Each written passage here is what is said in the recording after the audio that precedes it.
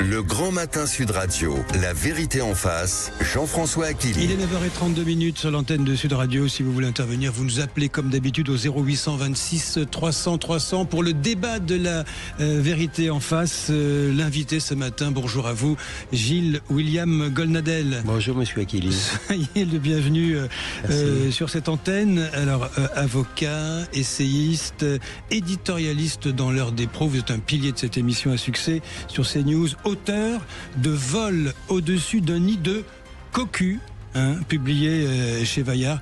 Le livre marche bien, il se vend. J'ai cru comprendre, oui. Aux dernières nouvelles, j'étais 6e au classement de l'Express des essais. Ah super, alors ce livre est un pamphlet, comme on dit. Je l'ai lu, figurez-vous, ce sont des choses qui arrivent. Oui. Une charge virulente qui s'adresse à tous les Français qui se retrouvent aujourd'hui tels les cocus de l'histoire, pêle-mêle trahis par les élites, les institutions, les médias. Vous incarnez, alors vous êtes une sorte de personnage, un peu une sorte d'allégorie, un aigle, un aigle qui survole, en robe noire et en col blanc, qui survole la France et qui survole les soucis que nous traversons aujourd'hui. Et vous délivrez une sorte de message céleste par-delà les nuages. Ça, c'est le côté pamphlétaire de votre livre, qui est extrêmement précis sur un grand nombre de sujets. Tout y passe. L'antisémitisme, et j'ai noté le racisme anti-blanc, l'islam radical très prosélyte dans ce pays, l'islamo-gauchiste, il y a tout dedans, le wokisme, l'aveuglement politique, économique, médiatique et culturel du pays. Gilles William Goldnadel, certains pourraient vous accuser d'être une sorte d'obsessionnel, mais vous réfutez l'accusation. Oh, je ne sais pas si je la réfute, j'assume pleinement certaines obsessions que je considère comme particulièrement saines. Oui, non, c'est vrai. C'est vrai que j'ai certaines obsessions. Je suis, par exemple, j'assume d'être... J'ai 4 paires de cornes, moi, si vous voulez, sans vouloir... 4 paires de cornes. Oui, j'ai 4 paires de cornes.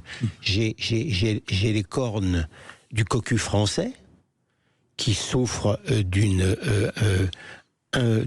immigration invasive, qu'on n'a même pas le droit de dénoncer. J'ai les cornes du cocu blanc, qui souffre d'un racisme anti-blanc d'autant plus douloureux qu'il n'existerait pas. Sujet tabou. Ah ben c'est le sujet tabou parmi les plus tabous. Évidemment, c'est pour ça d'ailleurs que j'en parle. Pourquoi je suis obsédé? C'est que je suis obsédé par le silence. Sinon je parlerais d'autre chose.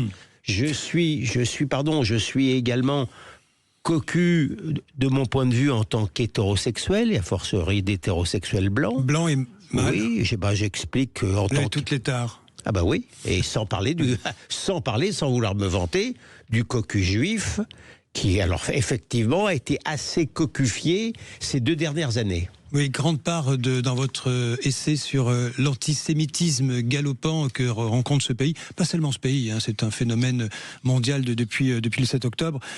Gilles William Goldnadel, premier sujet, Emmanuel Macron qui veut labelliser les médias, sujet à controverse depuis plusieurs jours. Avec nous Félix Mathieu, nous retrouvons Félix, l'Élysée qui s'en prend à Pascal Praud et à Philippe de Villiers dans ce clip qui a été posté sur X et sur les réseaux sociaux hier soir. La présidence qui répond aux critiques, Félix Mathieu, sur la volonté donc du président de labelliser ces médias dits fiables. Oui, l'Élysée a posté cette vidéo où elle reprend les critiques formulées contre cette idée par l'animateur de CNews, Pascal Praud, mais aussi par Philippe de Villiers. Faux, F-A-U-X. On peut le lire en toutes lettres sur ces extraits isolés par le service communication de l'Élysée. Emmanuel Macron envisage un label pour les médias. Il y aurait les bons médias et les moins bons. Comment ne pas voir dans cette initiative une tentation autoritaire d'un président mécontent du traitement médiatique et qui souhaite imposer un récit unique? Je propose un nom pour ce nouveau service de communication, la Pravda. Jamais la menace totalitaire n'a été aussi présente, aussi probable depuis la peste brune et la peste rouge qu'avec la Macronie finissante. Faux, faux, faux et faux, martèle donc l'Élysée à l'écran avant de faire suivre un extrait d'un discours d'Emmanuel Macron, comme pour montrer que ce n'est pas ça qu'il disait. c'est pas l'État qui doit vérifier. Si c'est l'État qui doit vérifier, là ça devient une dictature. Mais il faut que les journalistes garantissent à leurs lecteurs que eux ont vérifié avec une déontologie, donc ils sont les garants entre eux. Je pense que c'est important qu'il y ait une labellisation faite par des professionnels qui puissent dire ça c'est des gens qui sont sérieux, ça c'est pas des gens qui informent. La vidéo postée par le compte X de l'Élysée à Arras, Emmanuel Macron avait appelé de ses vœux donc un label porté par des professionnels des médias pour distinguer, disait-il, d'un côté les réseaux et les sites qui font de l'argent avec de la pub personnalisée et de l'autre côté les réseaux et les sites d'information. Gilles, oui, merci Félix. Gilles William Goldanel, le président désigne ses adversaires ? Écoutez, je pense que le président... C'est un risque, non ? Pardon ? C'est un risque ? Enfin, écoutez, je serais très inquiet si je pensais que ce président, finissant, avait encore une capacité particulière de faire le bien ou le mal. Je pense que c'est très sincèrement, aujourd'hui, ce n'est plus le cas. Mais honnêtement, je ne comprends pas. Hein.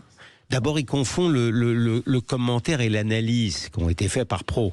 Sur le plan factuel, c'est bien lui qui a eu l'idée de labelliser et donc de suggérer que soient labellisés les bons et donc les mauvais médias. Alors, il précise dans ce clip de rectification que ce ne serait pas un ministère. Vous savez, c'est le mini-vert de George Orwell dans le 1984. Voilà.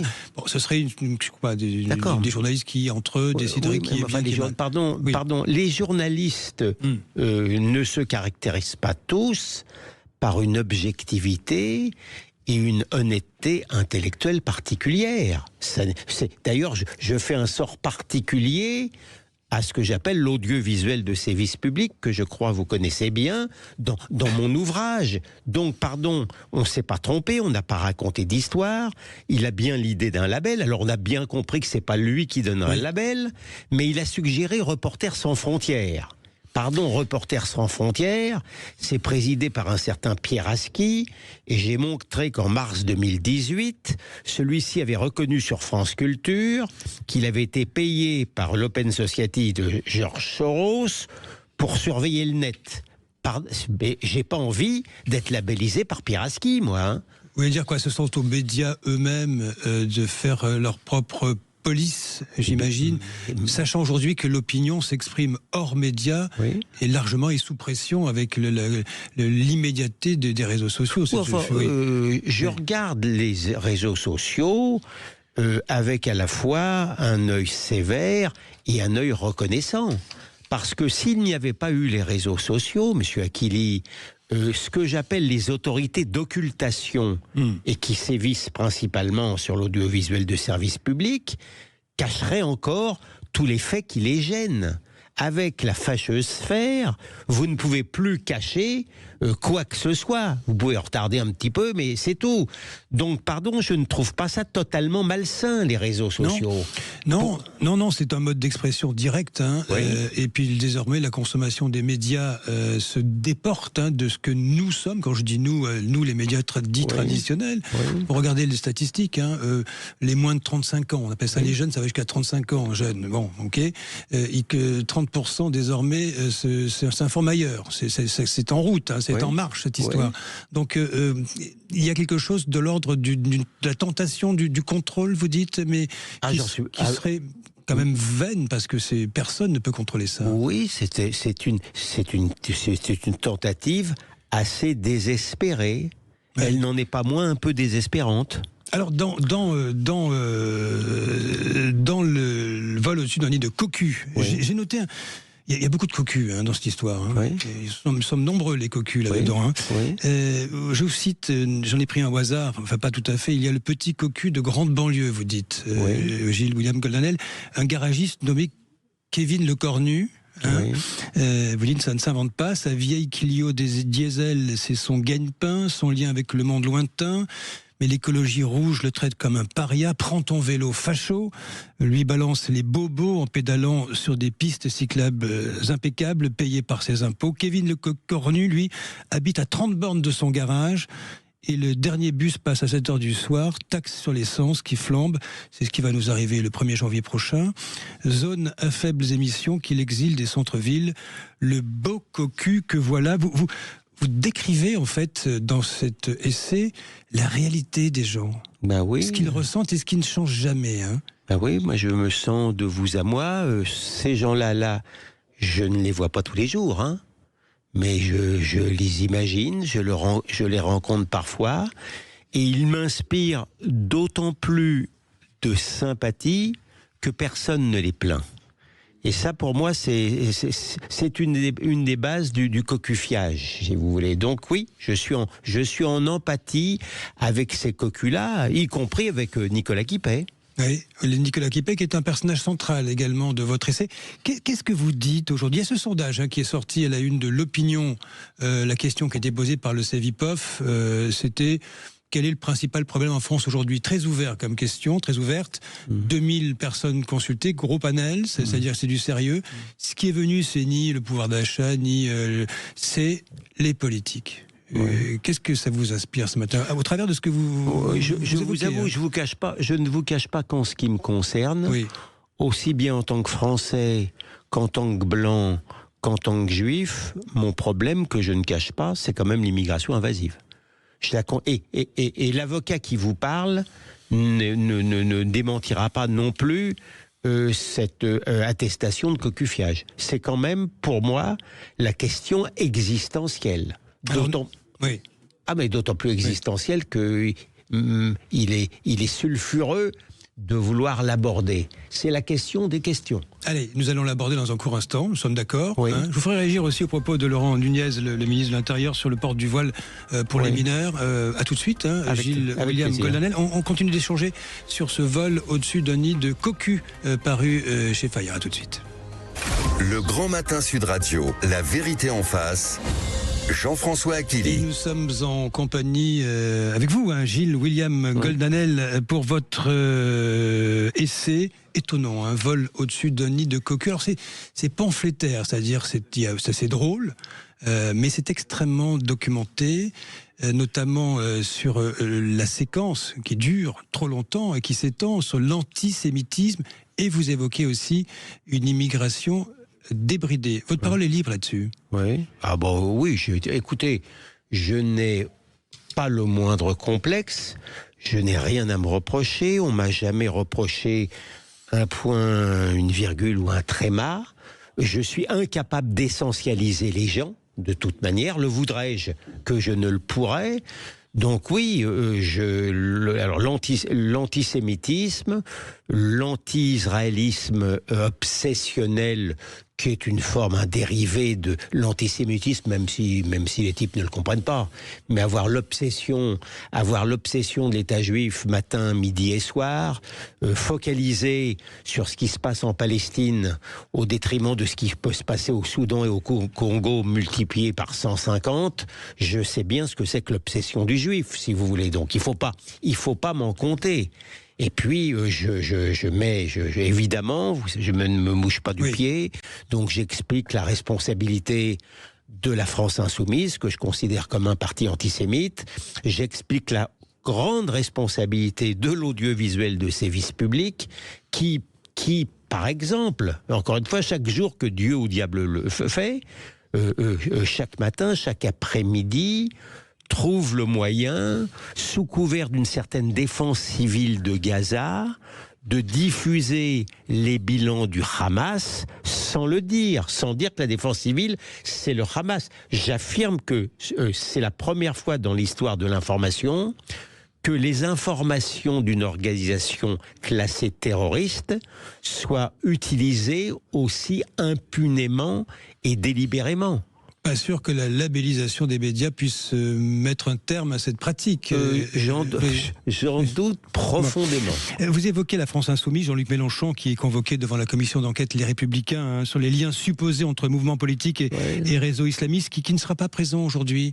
Il dit qu'il peut éventuellement venir le week-end. C'est peut-être plus commode. Vous pensez que c'est à même de révéler certains liens qui sont supposés à ce jour supposés. Le président d'Avocats sans frontières qui vous parle a diligenté une procédure contre messieurs Porte, Madame Soudet, l'inévitable Rima Hassan, non seulement pour apologie du terrorisme, mais également pour intelligence avec organisation classée terroriste. Au moment où je vous parle, oui. La justice n'a strictement rien fait, ça doit faire une bonne année. Ça n'enclenche pas. Il lui arrive d'être plus diligente contre d'autres que contre l'extrême gauche. Ça, c'est tout à fait clair, si vous voulez. Donc, pardon, mais je crois que l'antisémitisme a pignon sur rue et bénéficie, lorsqu'il vient de l'extrême gauche, d'une impunité totale. C'est ce que j'appelle depuis longtemps le privilège rouge. Qu'est-ce que vous dites ce matin de ce sondage IFOP sur l'antisémitisme, justement, dans l'enseignement supérieur, qui est stoppé aujourd'hui? L'enquête commandée par le ministère de l'Enseignement supérieur apparemment a été discrètement interrompue par les patrons d'université. Bien sûr, parce que les révélations seraient horribles. Songez simplement que... je le disais hier, songez simplement que un sondage sur les enfants juifs battus parce qu'ils sont juifs, 27% des enfants issus de 2 parents français l'approuvent. 71% des enfants issus de 2 parents nés à l'étranger. Ah bah ça, on n'aime pas le savoir. De la même manière que le sondage, malheur à celui qui dit la vérité, le sondage IFOP sur la radicalisation des jeunes musulmans a été voué aux gémonies. Donc il ne m'étonne pas que les bien-pensants de l'université ne soient pas pressés de révéler la vérité. On est à ce stade-là, si vous voulez. Alors vous êtes très cash dans votre essai. Vous parlez de substitution idéologique, les cocus blancs, la racialisation. Vous dites, je vous cite, je vous parle des viols sauvages que l'on vous cache. Chaque jour que Dieu ou diable fait, des immigrés agressent des femmes blanches sans discrimination d'âge, et vous documentez ce que vous avez. Bien sûr, je le documente moi-même. Je me suis aussi, moi j'avais écrit la question blanche. J'avais écrit une réflexion sur la question blanche il y a déjà une bonne dizaine d'années, et le nouveau Bréviaire de la haine il y a 20 ans, où déjà je parlais de ce racisme anti-blanc qui est véritablement... Et dans ce cadre-là, il n'y a pas de doute que vous avez des femmes blanches qui sont effectivement violées dans les banlieues, dont on ne veut pas parler par une sorte de politiquement correct, même si le mot est tellement éculé qu'il me gêne de l'employer. Il y a un livre de M. Bousquet sur le racisme anti-blanc qui a été publié il y a quelque temps et qui le documentait aussi très bien. Mais vous savez, c'est pareil, on ne veut pas en parler de la même manière que ça, j'en parle dans mon livre. Les femmes des kibboutz qui ont été violées par les types du Hamas. Les féministes d'ici, qui sont d'extrême gauche, n'en ont pas parlé, moins parce qu'elles étaient juives que parce qu'elles étaient blanches, et que leurs violeurs ne l'étaient pas. C'est-à-dire que la victime n'avait pas la bonne couleur de peau et le violeur n'avait pas non plus la bonne couleur de peau. Et ça fonctionne exactement pareil pour les femmes françaises blanches violées dans les banlieues. C'est le même système d'occultation. Comment est-ce qu'on en vient à bout de ce débat occulté, Gilles William Golnadel? C'est quoi j'ai aucun doute que... Mais attendez.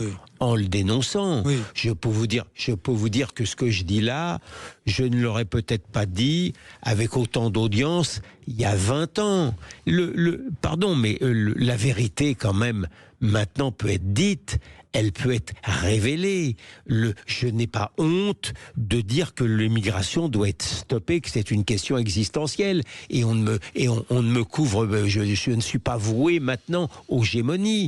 La parole se libère. Il ne fait plus bon maintenant, très sincèrement, d'être un journaliste de service public. Ils brillent plus dans les cocktails, ces gens-là. L'extrême gauche devient d'autant plus méchante qu'elle a perdu la bataille des idées. Il y a un rapport total entre leur intolérance et la perte de cette guerre médiatique. En tous les cas, votre parole est très libre. Vous arrivez à circuler normalement dans la vie quotidienne? Je me pose la question, parce que vous dites beaucoup de choses quand même. Là. Sans rentrer dans les détails, il y a des endroits que je ne fréquenterai pas impunément. Non, de ce point de vue-là. Mais pourquoi croyez-vous que je combats aussi? C'est parce qu'on ne peut plus. Il y a des quartiers où lorsque vous dites la vérité, vous ne pouvez plus circuler librement, ça c'est vrai. Je rappelle le titre de votre essai dont je conseille vivement la lecture, Vol au-dessus d'un nid de cocu, publié chez Lisboël, chez Fayard, absolument. Que je salue au passage. Oui. Gilles William Goldnadel, merci d'être venu sur ce plateau de Sud Radio. Il est temps, avant de retrouver Valérie Expert, de retrouver le grand gagnant de notre jeu du matin, le grand sapin de Noël Sud Radio. Bonjour Jean. Bonjour. Félicitations Jean. Où êtes-vous Jean? Je suis dans un petit village dans le 64 à côté de Pau. Je vous entends très mal Jean, vous êtes loin. Oui, je suis très loin. Là, ça va mieux. Vous êtes où Jean? Rappelez-le. Je suis à Maspi, petit village à côté de Pau. À côté de Pau, merci Jean de nous préciser ça. Vous avez gagné 2 places pour le spectacle des Chevaliers du Fiel, Jean. J'espère que vous irez à la représentation, on vous dira où ça se trouve. Tout nouveau spectacle, Vacances à Dubaï, en tournée dans toute la France. Les Chevaliers du Fiel qui ont fait leur grand retour, vous le savez, tous les jours à 17h sur Sud Radio. Félicitations Jean, j'imagine que vous attendez ces congés de Noël avec un peu d'impatience également. On a le droit de sourire, hein, dans la vie. Bien sûr.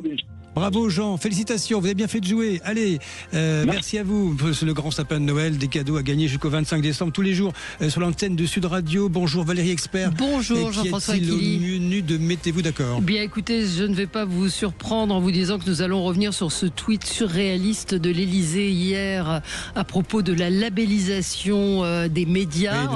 Oui, vous en avez parlé ici, mais on va y revenir parce que ça vous a beaucoup intéressé hier. Donc 0826 300. Certains auditeurs nous ont dit c'est très bien cette labellisation, comme ça on saura les médias qu'il ne faut pas écouter. On va parler fiscalité puisque nous aurons l'immense Éric Revel avec nous. Livret A, assurance vie, est-ce qu'il faut davantage taxer l'épargne des Français? Et puis les souhaits de candidature à la présidentielle avec Jordan Bardella qui réarrive et encore et toujours en tête des sondages. Immense, vous y allez quand même. Allez, bonne émission.